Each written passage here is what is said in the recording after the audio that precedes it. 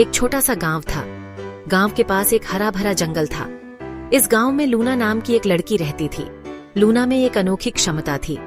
वह प्रकृति से बात कर सकती थी। पेड़ों की सरसराहट, पक्षियों का गाना और नदी का बहना सब लूना से बातें करते थे।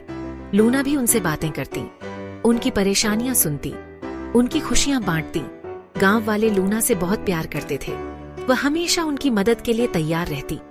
अगर किसी को कोई परेशानी होती तो वह लूना के पास जाता। लूना अपनी क्षमता से उनकी मदद करती। एक दिन गांव में हलचल मच गई। आसमान का रंग बदल गया, काली घटाएं छा गईं, जोरों की आंधी चलने लगी। पशु पक्षी बेचैन हो गए। यह एक भयंकर तूफान का संकेत था। गांव वाले डर गए। उन्होंने ऐसा भयानक तूफान पहले कभी नहीं देखा था। सब अपने अपने घरों में दुबक गए।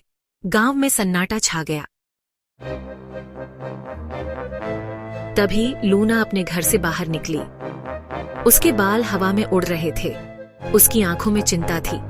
वह जानती थी कि यह तूफान गांव के लिए बहुत विनाशकारी हो सकता है। लूना ने तूफान की ओर देखा। उसने अपनी आंखें बंद कीं और फिर वह तूफान से बात करने लगी।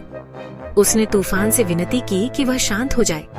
उसने कहा कि गांव में निर्दोष लोग रहते हैं। धीरे धीरे कुछ अद्भुत हुआ। तेज हवाएं धीमी होने लगीं, बारिश कम होने लगी, काली घटाएं छंटने लगीं। कुछ देर बाद तूफान पूरी तरह से शांत हो गया। आसमान साफ हो गया।